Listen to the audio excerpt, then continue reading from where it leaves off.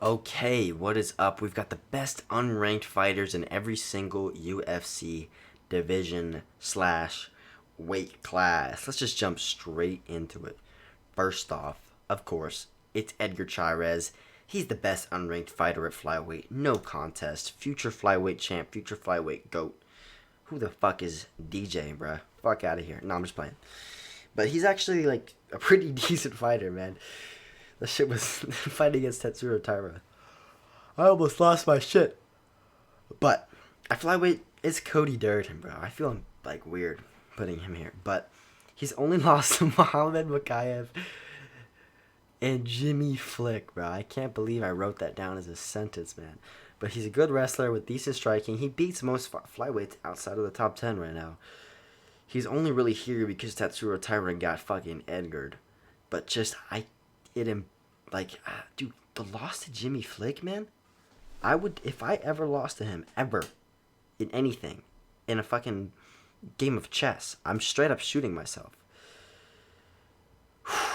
I mean, I just feel like Jimmy Flick's just such an oddly proportioned human being. Like, how the fuck can you do that, bro? But for bantamweight, we've got Montel Jackson, bro. I am very high on Montel Jackson. I think he's going to be a very good bantamweight. And I think he's slept on because he puts people to sleep when they watch his fights. No, I'm just playing. I think he's interesting, but a lot of people that have, watched the UFC with say he's boring. I don't know. I like him. I like his style. It's not fucking Charles Oliveira, but it's cool. Basically, no weak points. Very good boxing. Great jab. I knocked fucking 2 fights ago. Whoever he fought, he knocked him out with a jab. I forgot who that was. Just knocked out Ronnie Yaya. He actually has pretty good wrestling. He likes to use the cage and sort of mix it in. I know it's not entertaining to watch people get pushed against the cage, but it is effective and can edge you out rounds. But he's knocked down his last 6 opponents. 75-inch reach at bantamweight? What the fuck, bro? The middleweight champ, Deshaun Strickland, is a 76-inch reach. Shit makes no sense, but he's about to go smoke Chris Gutierrez and be ranked. But right now, he is currently the best unranked bantamweight. Super high on this dude. I think he's going to go pretty far. I mean, he's already 32, but he's going to go a little far in the bantamweight division. But who's going to go really far in the featherweight division is Diego Lopez. He almost beat Mavzar Evluev, man. That was a very close fight, and my dad thought Diego Lopez won. Now, my dad is not a UFC judge, but, I mean, he did I think he won. That fight with Mavzar, man, that was very good, and it was, a lot of people were thinking it was a fluke performance, but then he comes back and fucking snaps Gavin Tucker's arm straight off, clean off his body, gone. It just flew across the octagon while Gavin Tucker is still sitting there after getting fucking beat up by a dude that looks like a 2004 like emo dude. Like, he has great jiu-jitsu and he uses it in a super interesting, like, really cool way. Almost it's that new style of like Mexican jiu-jitsu where they sort of like Yair Rodriguez. I don't know if they train together, but it's besides the point. This is right now, I feel like people are going to call me casual, but I think he's the best unranked featherweight right now. Diego Lopez, the best unranked lightweight, man. Benoit Saint Denis. He's French, former fucking like French Navy SEAL. I sound stupid saying this, but, French, I believe he was Special Forces, and you cannot tell me he's not a Neanderthal. Shut the fuck up. That's not a human being, bro. This fucker just came out of a cave recently. Like, I'm saying, I'll give him 7 years that he's been out of the caves. Okay, fuck off. The 7 years is generous. But he's on a 4-fight win streak with 2 KOs, 2 subs. His nickname is God of War. And you're like, well, damn, dude, that's a pretty hefty nickname to live up to. He more than lives up to it. He is the God of War. Not only does he look like a crazy caveman warrior fuck, but he fights like one too. He makes me proud to be French. I am 0% French, bro. Like, it's his fights are always sick. He just comes out there wanting to be, just fiending for heme, dude. Just wants to be hemed or heme someone so bad. He just lives by the sword and obviously will eventually die by the sword. But whether that's going to be against Matt Frivola or 20 years from now, I mean, I'm leaning on 20 years from now, bro. Look at this crazy caveman, man. Holy fuck. Terrifying. And if he wasn't such a scary fuck, I would call him Benoit Saint Denis. Because I'm a red, white, and blue-blooded American. And I don't use none of those sissy little French words. But this dude, like, just that stare. Look at those eyes. I'm going to call him Benoit Saint Denis. 10 out of 10 times, man. Scary Neanderthal. I would not want to be locked in a cage with him. Or Renat Kretinov. These are two non-human species. That's a Neanderthal. I don't know what that is. It could be a skinwalker, but you can't tell me that's a real human being. He just murdered Kevin Lee. Legit, like, homicide. The thing is, unranked welterweight right now is kind of dog shit. There's some guys coming up, but they're young, like Michael Morales or whoever the fuck. There's not that many, like, on the come up young guys. Or they're already in the rankings, like Ian Gary.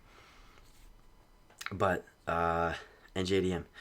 But I think he beats all other unranked welterweights and, you know, a couple guys outside of the top 10 as well.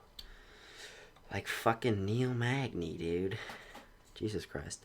But it's just the only thing I have to say about him. He's 3-0 with one finish.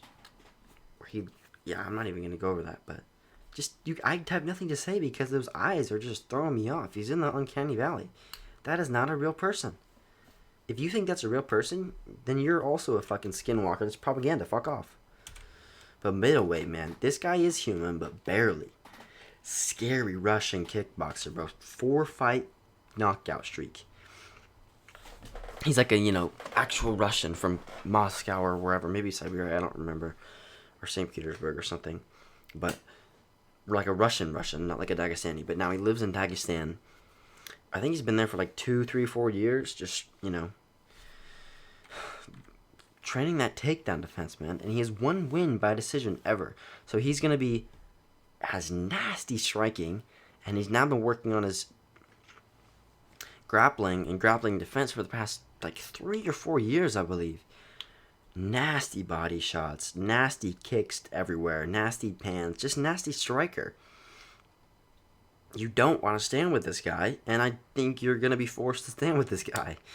I believe, those 3 years in Dagestan and living there continuously, that's going to be a dude who kind of is able to dictate where the fight is at. I mean, maybe not take you down. Fuck it, he probably could. Maybe he goes in there and picks up Izzy with a high crotch and sits him on his ass. You never know. But I do think this guy beats a lot of middleweights right now. A lot of guys outside the top 10. Andre Muniz, are you kidding me? You think Berjulin, Paul Craig? Paul Craig could get chinned. Maybe even Brenton Allen, to be honest. He beats a lot of middleweights. He's a scary dude. I mean, I could be wrong. He might just get he might get Paul Craig if he fights Paul Craig. But I'm high on this dude. I think he's going to go pretty far. He is 32, though. So it's not like he's 21 years old. But for light heavyweight, it's Carlos Ulberg. I so feel like I'm going to get called a casual for this list, but he's on a 5-fight win streak with 4 finishes. He just showed he has pretty good grappling.